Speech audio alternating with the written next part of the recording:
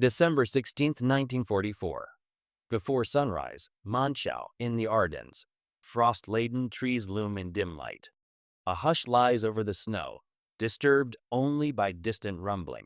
German artillery roars to life beyond the ridge.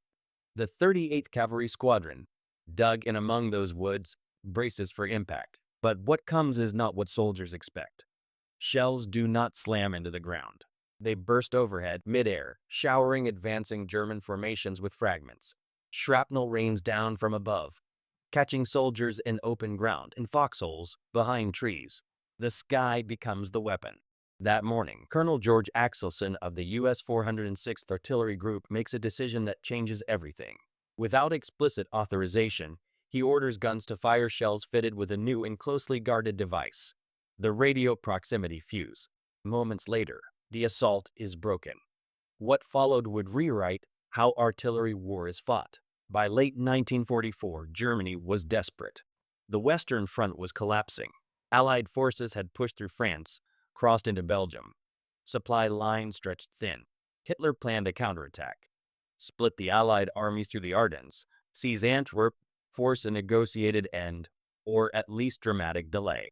Operation Watch on the Rhine was his gamble. The Ardennes, a quiet sector of dense woods, steep ridges, and winter fog, offered surprise.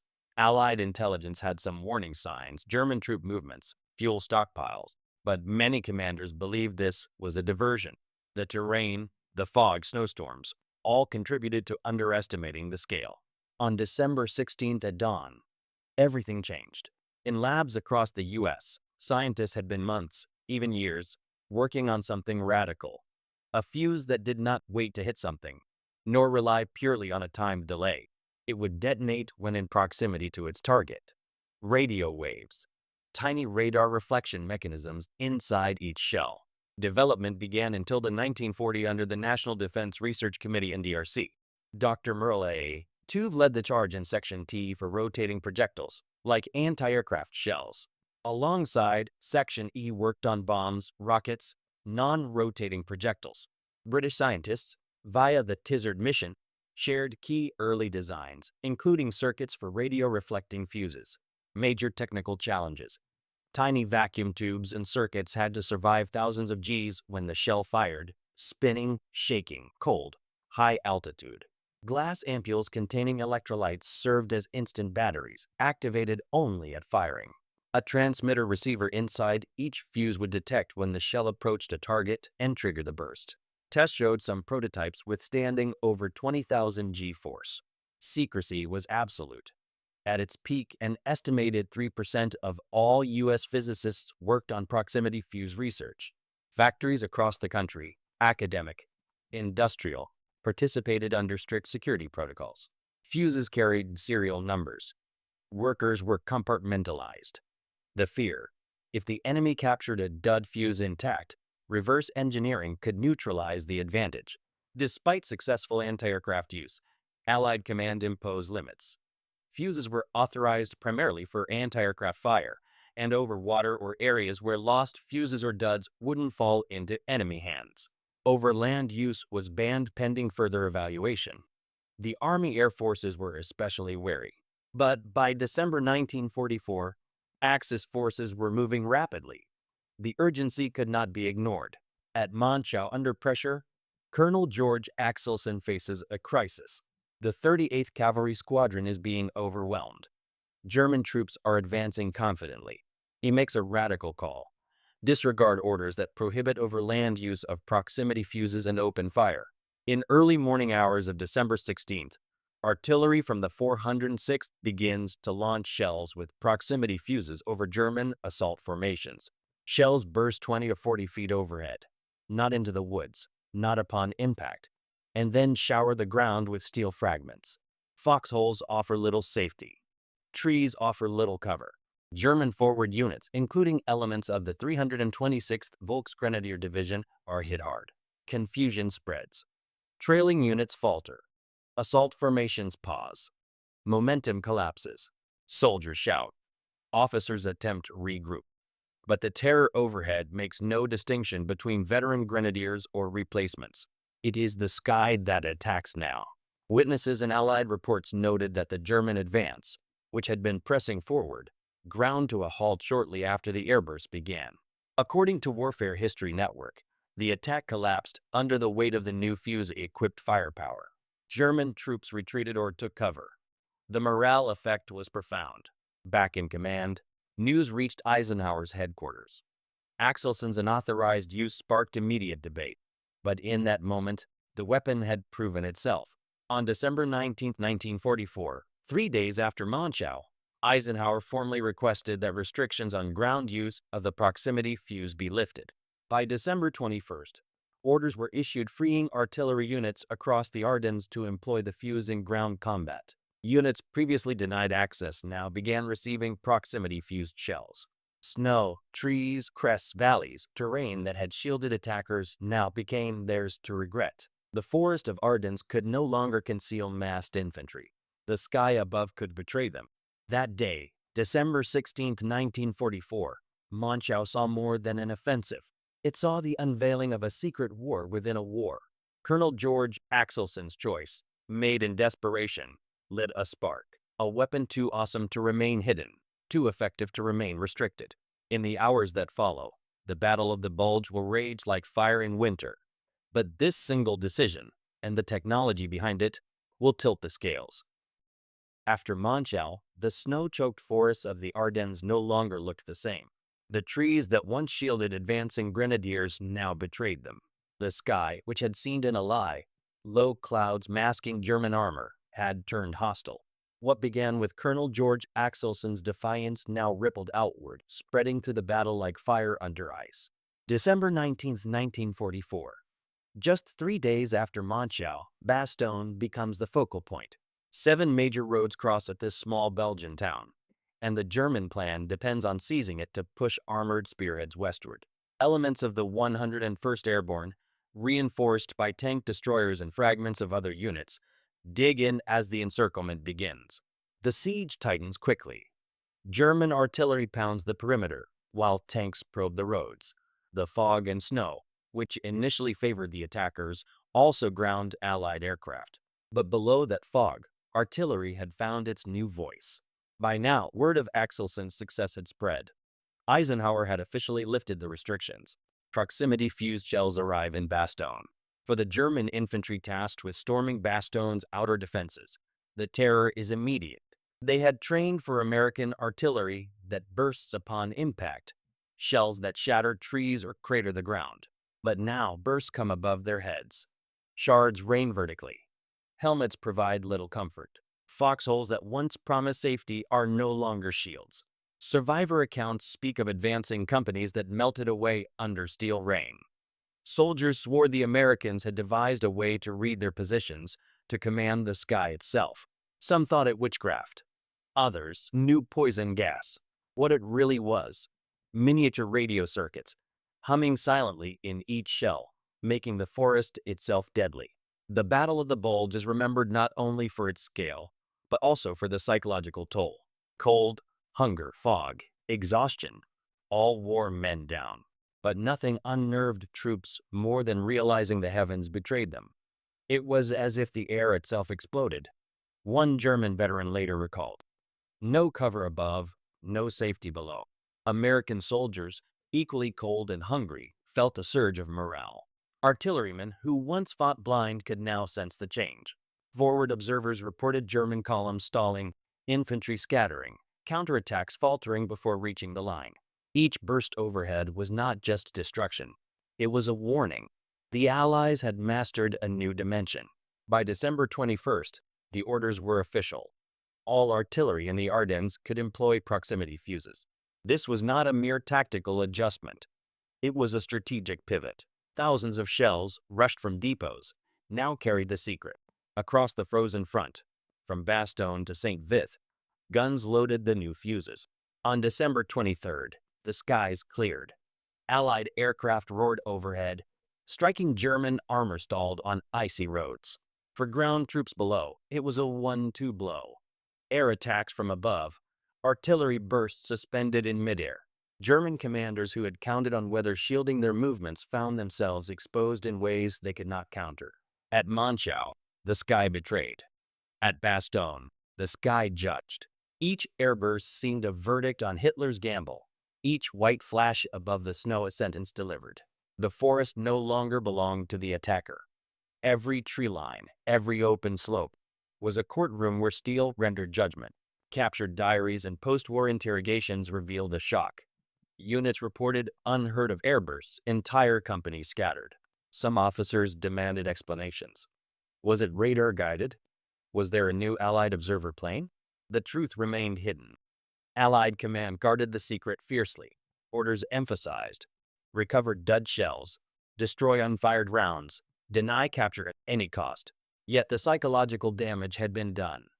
German commanders had to adapt. They tried night advances, dispersal, infiltration through forests. But the reality of winter terrain, snow crunching under boots, open fields between woods, meant exposure was inevitable. Each attempt to mass forces against Bastogne ended with steel rain. Inside Bastogne, conditions were dire. Ammunition rationed, medical supplies dwindling, temperatures plunging. Yet the defenders held. Part of that resilience came from knowing artillery outside the perimeter had teeth. Fire missions called in with proximity fuses disrupted every encirclement attempt. Relief would come later, from Patton's Third Army driving north. But survival in those darkest days owed much to the fuse. Beyond Bastogne, the story repeated. At St. Vith, at Elsenburn Ridge, at countless unnamed villages, German infantry advancing in tight formations, standard practice for assault through woods, found themselves shredded by shells that no longer obeyed old patterns.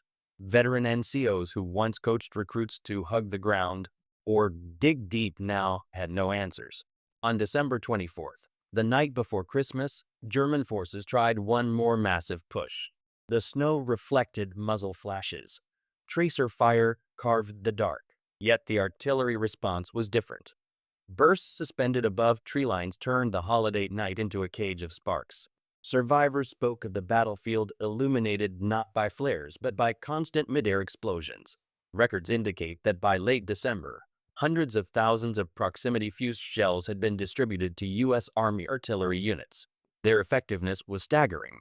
Studies later estimated casualty rates doubled or tripled compared to conventional fuses. Where once only men in direct line of impact suffered, now whole platoons in open ground were vulnerable. And unlike bombs dropped from planes, artillery was immediate, responsive within minutes of a forward observer's call. That responsiveness, amplified by the fuse, meant the Germans faced both unpredictability and inevitability.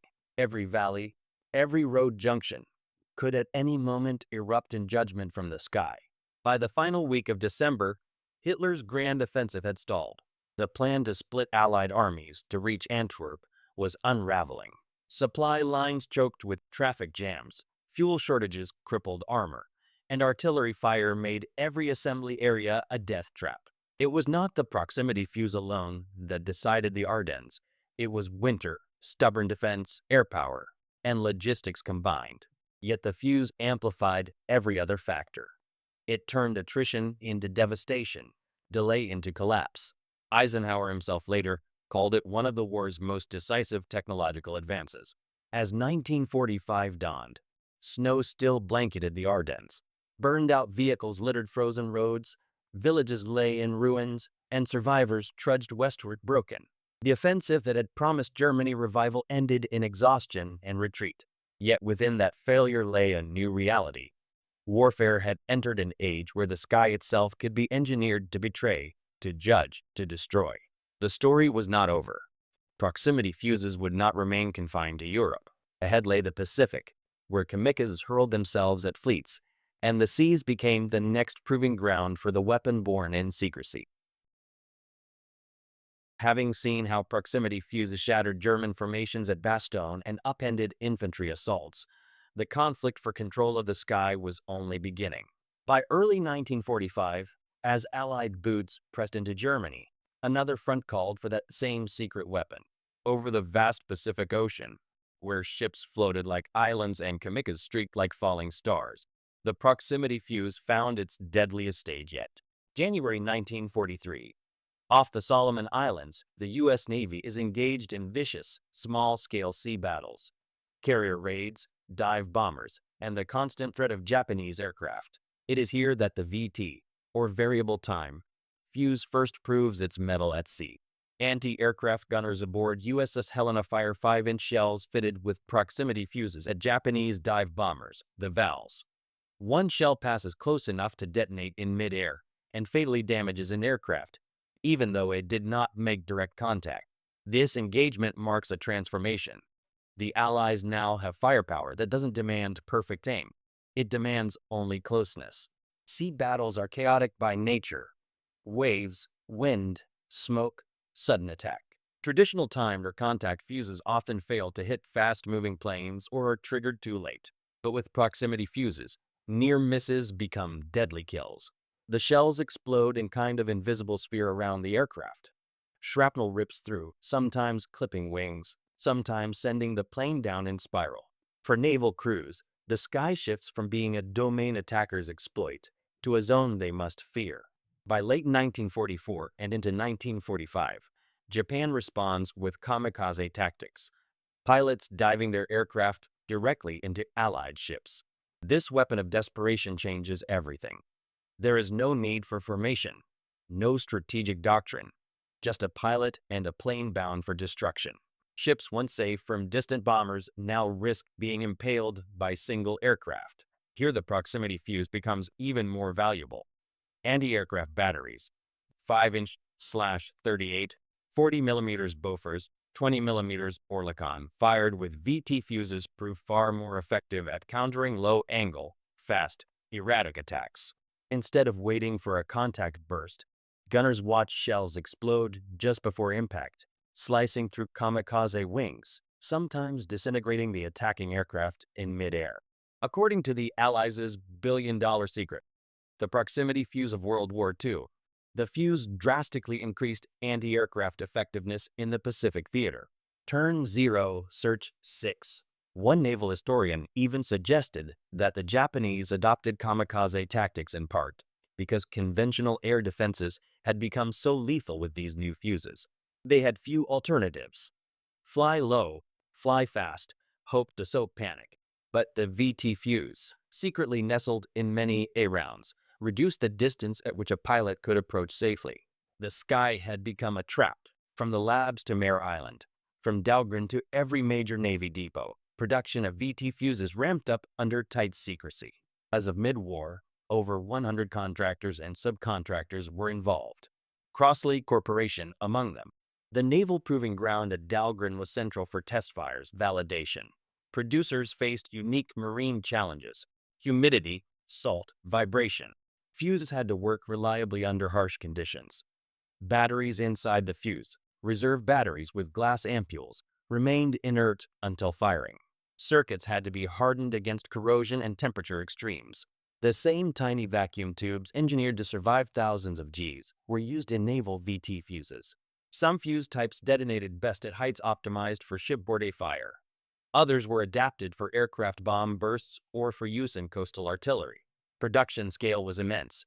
By the end of the war, about 22 million VT fuses had been manufactured across all services. Their price dropped from several $100s per unit in early years to well below $50 as factories optimized. The overall cost, though enormous, yielded returns far surpassing earlier weapons impact. One patrol fleet anchored in the Central Pacific, threatened by swarms of Japanese aircraft, finds its perimeter alive with deadly flashes. Shells hurl skyward. Shells explode ahead of incoming planes, turning night into a flicker of tracer fire and shattered metal. Ships once exposed by poor visibility now find moments of crucial breathing room. At Lingayen Gulf, for example, attack runs by kamikazes leveraged the low sun, trying to blind gunners. Yet the combination of VT-fused A-fire and radar control managed to break many of those attacks. In one instance, 5-inch guns equipped with proximity fuses forced a kamikaze pilot to dive into the sea rather than into a ship. Each detonation overhead felt like daylight in darkness, cutting down attackers. These naval victories did not come from singular moments alone. They came from aggregated improvements. Fewer casualties, fewer ships damaged, fewer nights where ships lay wounded and lonely. VT fuses shortened response time, Reduced dependency on perfect aim made every battery doubly dangerous. Over land, steel rain had meant airbursts overhead over trees, foxholes, open fields. Over sea, the motif shifts. Steel rain becomes splinters in moonlight, shrapnel slicing through waves, fragments lodging in ship superstructures, AA shells bursting above flight decks. The sky that betrayed in Ardennes now judges above decks and gun turrets on the Pacific. Salt air drips, steel glints, men crouch behind bulwarks. The thunder is not of panzers rolling, but of A-guns punching into night. Japanese commanders, seeing their aircraft shot down with alarming frequency even in near misses, scramble to adapt. Pilots flying night raids, low dives, radar evasion, but all risky. As losses mount, the stance shifts to mass kamikaze waves. Pilots willing to die, hoping damage rather than precision kills. But even these waves meet VT-fuse steel rain. Moreover, cargo ships, transports carriers. Wherever AA defense layers existed using VT-fuse shells, ships survived attacks that earlier would have inflicted crippling damage. Loss rates from kamikaze attacks drop, or at least damage costs lessen. Supplies remain flowing. Men live who otherwise would have perished. With the war's end in 1945, much about the VT-fuse program remained secret. Scientists, generals, sailors rarely spoke in public. The program was not fully declassified until 1954, but the technological foundations, miniaturized tubes, rugged electronics, reserve batteries, radar reflection, became building blocks for post-war weapons. Anti-aircraft defenses in Korea, in early jet age, relied on faster detection and better fuses. Naval gunfire support, ship air defense, even early missile proximity sensors all drew on lessons of VT programs. Engineers who worked on Section T, Naval Proving Ground, Applied Physics Laboratory, carried know-how into new weapons. Printed circuit innovations, vacuum tube miniaturization, and shielding from high G-forces found civilian applications too, in aerospace, in electronics, in radar trigonometry. By mid-1945, the Japanese war machine was exhausted. Kamikaze, while horrific, could not reverse industrial capacity, supply shortages, and America's growing advantage in air and naval power. The proximity fuse did not win the war by itself, but it multiplied every advantage. Defensive resilience, the survival of ships, reduction in losses. It compressed time for Japanese planners. The window of safe approach to Allied ships had shrunk dangerously small. For the Allies, the fuse validated a principle. In modern war, you don't simply wait. You engineer the sky. You turn invisible technologies into visible results. Every flash overhead, every mid-air burst, signaled both innovation and inevitability. Where once battles were determined by massed infantry, supply lines, or tank columns, now microtech, electronics, and the invisible sphere around every shell ruled. Winter 1945 closes. The Pacific Islands, coastlines, and naval flotillas survive storms of steel rain. But the war is not yet fully over. Ahead lie final invasions: Okinawa, Iwo Jima, the atomic shadow over Hiroshima and Nagasaki. And with them, the question: could the proximity fuse have changed more? Could it have shortened war, reduced casualties, altered tactics in ways historians still debate? By late December 1944, the Ardennes no longer held the advantage for the attacker. The sky had judged at Bastogne. Collapse rippled through German lines, and the secret weapon, once restricted, was free in Allied hands. Having seen how proximity fuses reshaped land wars, now we examine how those same forces hammered the Wehrmacht's plans, laid bare strategic collapse, and echoed into the Cold War's dawn. December 26, 1944. General Patton's Third Army finally broke through to relieve Bastogne from the south. Before dawn that day, in temperatures well below freezing, armor and infantry converged on Bastogne's ringed defenders. German soldiers, once confident, by this date were running out of fuel, ammunition, food. The artillery firing positions, once manned with relative security, were now under constant counter-battery fire enhanced by the proximity fuse's reach. German commanders like Field Marshal Walter Model and his panzer divisions had anticipated that once Bastogne held, the Allies would be forced into delay. Instead, with proximity fuses now firing overhead in counterattacks, every forward German assembly area was under threat. The ability to mass troops in columns, move reinforcements at night, or bring up artillery became riskier. Winter roads, already slick with ice, now echoed with the punctuated thunder of airbursts. Meanwhile, supply convoys destined for German spearheads were decimated not only by Allied air raids, but by artillery observers calling fire upon columns exposed in crests and gaps. The very geography of forests and ridges that Germans hoped would guard them were now stages for steel rain to fall. By early January 1945, Germany's offensive had lost nearly all its momentum. Tanks lay stranded for fuel, roads were clogged with mud and snow, and the horn of panzer strength lay wasted.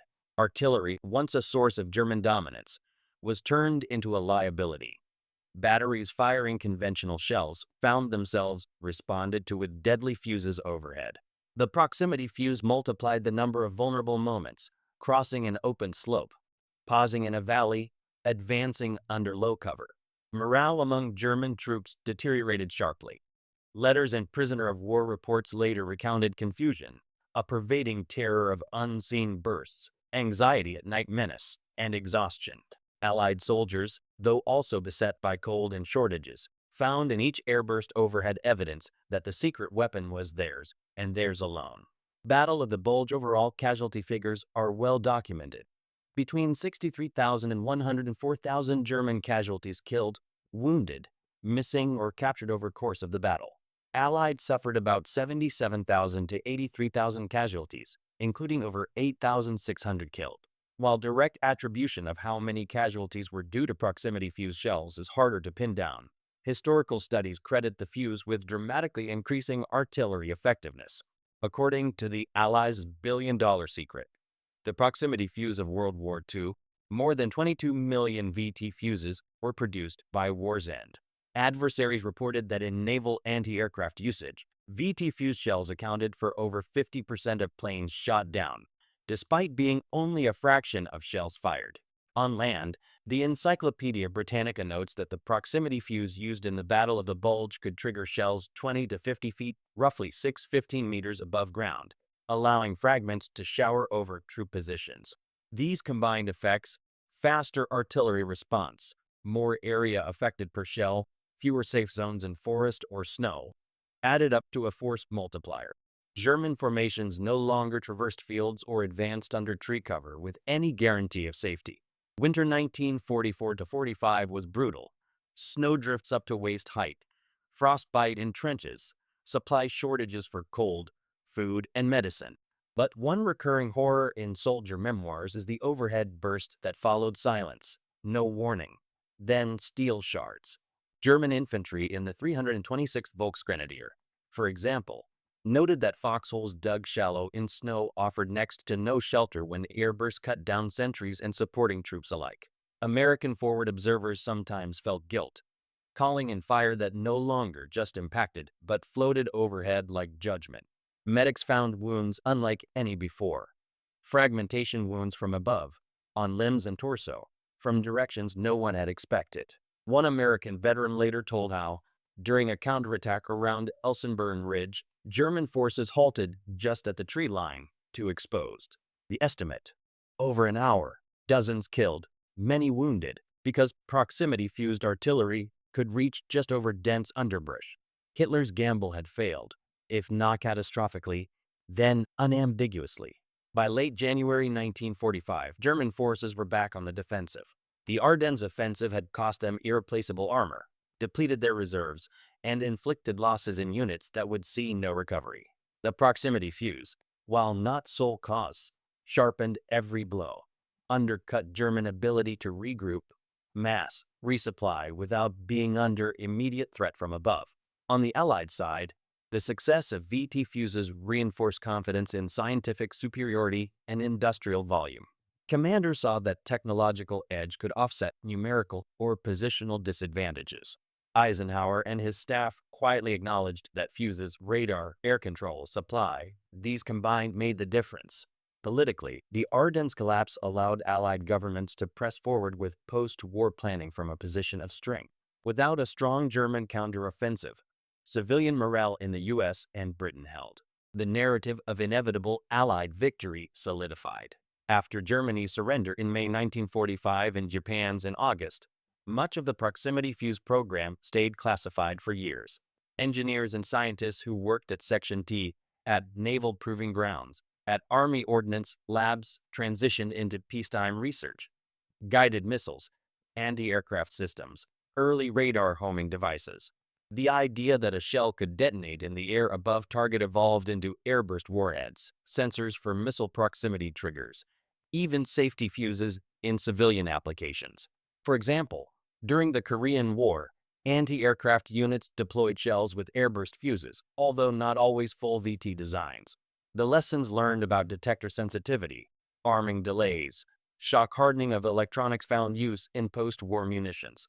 The VT fuse also influenced naval doctrine. Ships built after WWII were designed with layered air defenses. Shipboard systems incorporated radar-triggered proximity detection, improved gunfire control, better fragmentation munitions. The concept of near-miss became formalized. Explosive effects not just upon impact, but when close enough to damage enemy aircraft or fast incoming threats. In the Ardennes, the sky judged with cold clarity. By the Pacific, it remembered every burst. Flashes in night, silhouettes torn by flak, ships trembling under airbursts as seas roared.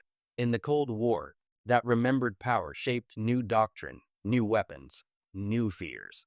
The sky ceased to be passive. It was a ledger of past bombs and future threats. As 1945 drew to a close, Germany in ruins, Japan under atomic shadow, the proximity fuse's secret had become obvious through its effects. The world had glimpsed how war could be changed, not just by tanks or bombers, but by invisible circuits, by tiny sensors, by the steel rain overhead. When Bastone's defenders held, when the Pacific fleets fought off Kamikazes, it was clear. The proximity fuse had become more than a laboratory marvel. It had become a weapon that decided battles, unnerved armies, and reshaped tactics. Now we turn to how high its cost in lives was, what triumphs it secured, and the tough truths buried under snow and steel.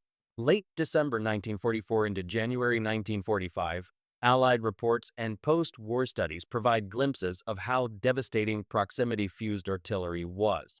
According to HistoryNet, in ground combat, the VT variable time fuse took a fearful toll on men and machines. Bursts calibrated for airbursts, roughly 30 to 50 feet above ground, spread lethal shrapnel over much larger area than contact or timed fuses could. Soldiers dug into foxholes, trenches, even behind log-reinforced bunkers found themselves vulnerable. Although exact numbers of German casualties solely caused by VT shells are difficult to pin down, one British Army Ordnance report estimated that once overland use was authorized, certain artillery battalions inflicted double the casualties per hour than prior conventional fire. Moreover, prisoner of war interviews recount companies cut to pieces by bursts from the sky, unable to predict where the next explosion would be. Using proximity fuses over land had been prohibited until mid-1944 due to fears of capture and reverse engineering. British A deployments initially used them only against V-1 flying bombs over England, where loss of shells or dud fuses posed less risk of compromise. In the European theater, it was the urgency of the Ardennes offensive, especially after Monschau, that forced High Command to lift restrictions. On December 19, 1944, General Eisenhower formally requested that the embargo be lifted.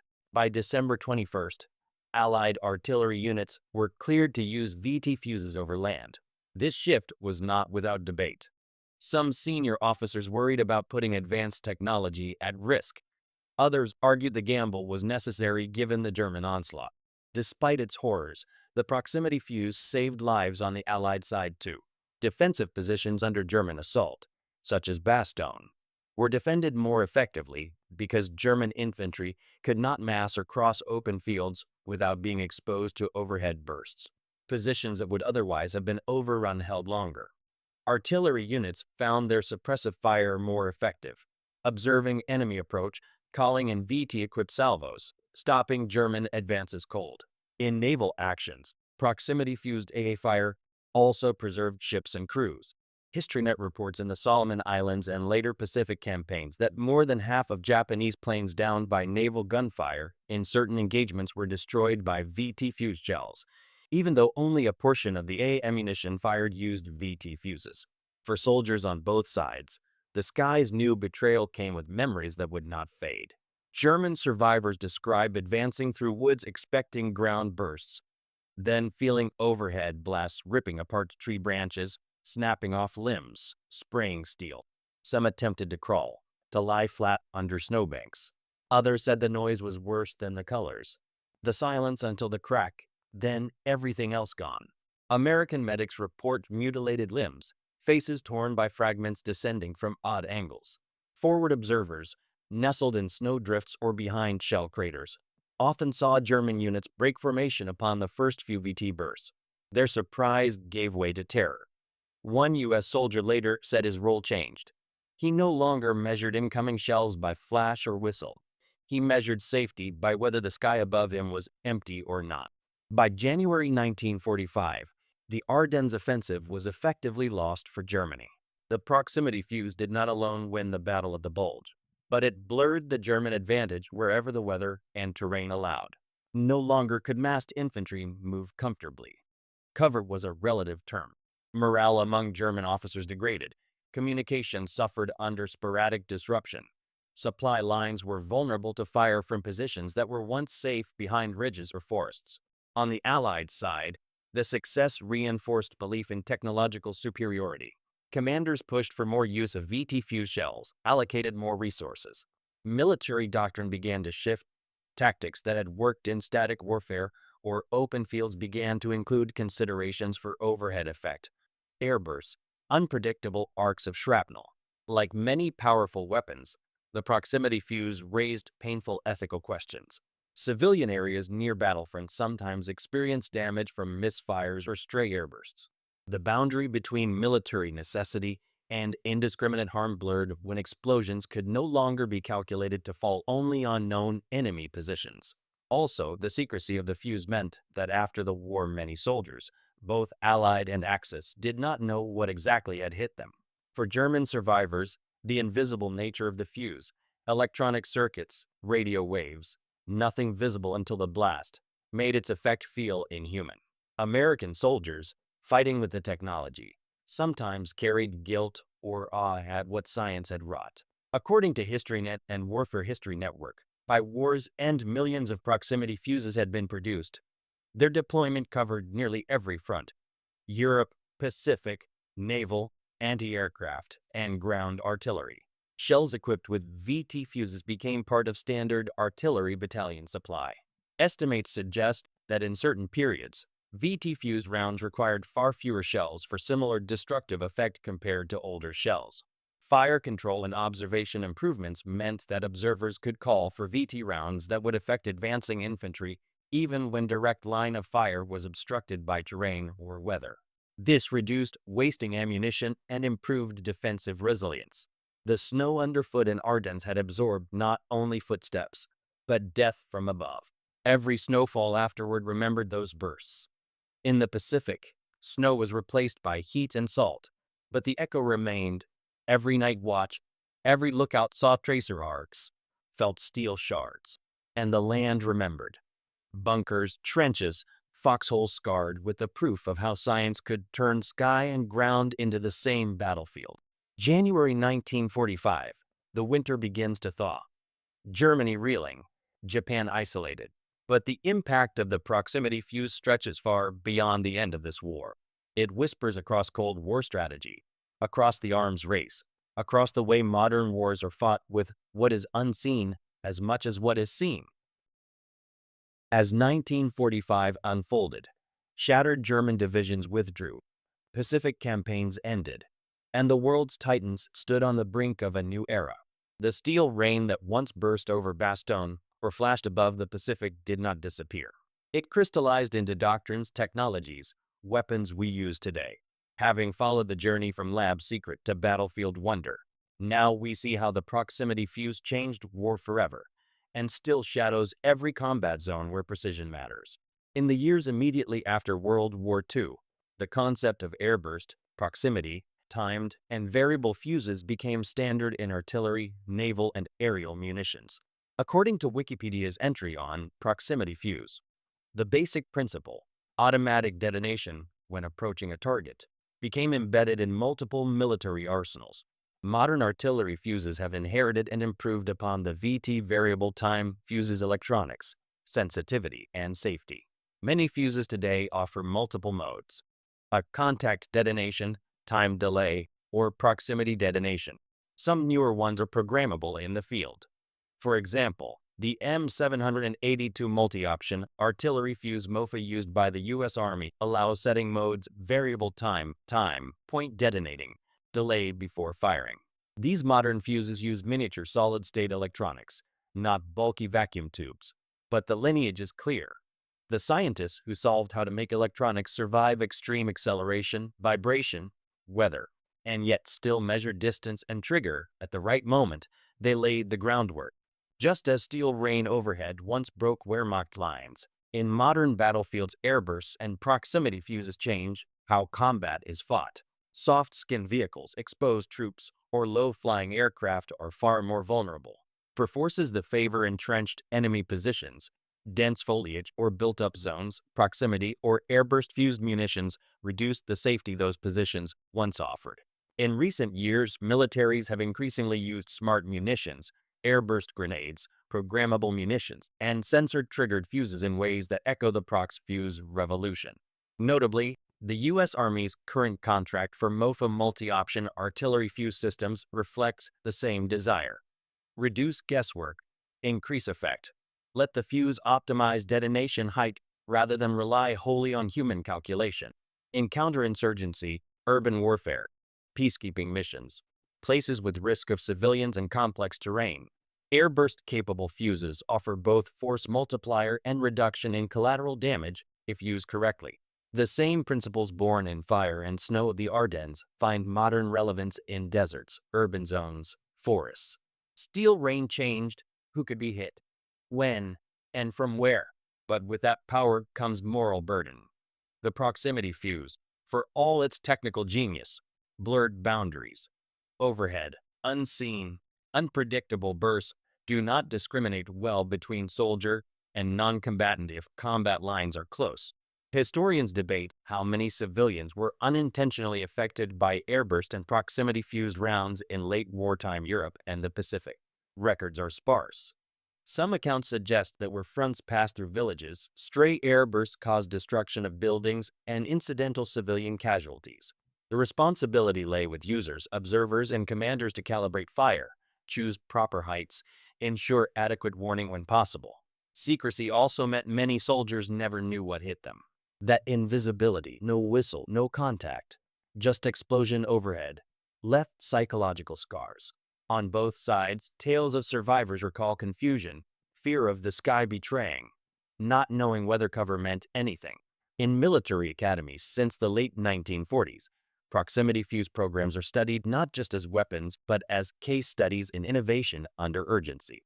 The lessons include scientific research, when paired with industrial capacity, can alter war very quickly. Secrecy has benefits but risk of delay. Command restrictions like the no overland rule may slow deployment of game changers. Axelson's unauthorized decision shows when operational necessity can force doctrinal change. Weapon design must consider the human, tactical, terrain factor, not just raw destructive power. These lessons shaped Cold War strategy. Layered air defenses, missile proximity sensors, nuclear warheads with airburst capability, improved tactical artillery doctrine. The presumed safe zone underground or behind cover became smaller. Today, the concept lives on in smart munitions. The U.S. MOFA fuses are just one example. Others include airburst grenades, programmable mortar rounds, advanced anti-aircraft defenses, modern warheads that use radar or laser proximity sensors. Even in peacekeeping or conflict zones where precision matters, airburst fuses are integrated into rules of engagement to reduce friendly or civilian risk. Military aerospace sources note that modern MOFA devices can be set to detonate at precise fractions of time or based on sensors detecting proximity to target. This gives flexibility. Sometimes impact or timed may be safer or more prudent. Sometimes proximity gives maximum effectiveness. In the Ardennes, snow held the weight of winter and the steel rain overhead. On the sea, the sky flashed in anti-aircraft light. Now, in modern conflicts, the sky holds circuits, sensors, memories of war. Every airburst is testimony to what humans engineered. That the sky can betray, judge, defend, or reveal. The snow, the sea, the urban sprawl, they all carry memory of that first morning in Monschau when fate was decided overhead. The proximity fuse did more than kill. It shaped perception of safety, cover, and visibility. It forced armies to reconsider strategy, doctrine, uniforms, movements. It made nighttime, low visibility, cover behind trees or buildings less secure. Yet, its legacy is double-edged. Whenever technology removes predictability, it also removes some of the rules soldiers depend on. When to move, when to rest, what cover means. But what it undoubtedly achieved was closing a gap in lethal innovation. What once was theoretical sensing, calculating distance, explosion without direct contact, is now presumed in many modern munitions. The steel rain that burst over German columns in the frost of Monschau, that rained over Bastogne frozen roads, that lit nights in the Pacific, did more than destroy. It taught. It taught that in war, the future often arrives before everyone is ready. It taught that sometimes decisions made in cold pre-dawn hours by individuals willing to defy orders can change history. The sky that betrayed once now becomes the sky that remembers. Every fuse, every airburst, every moment when something unseen becomes all too visible.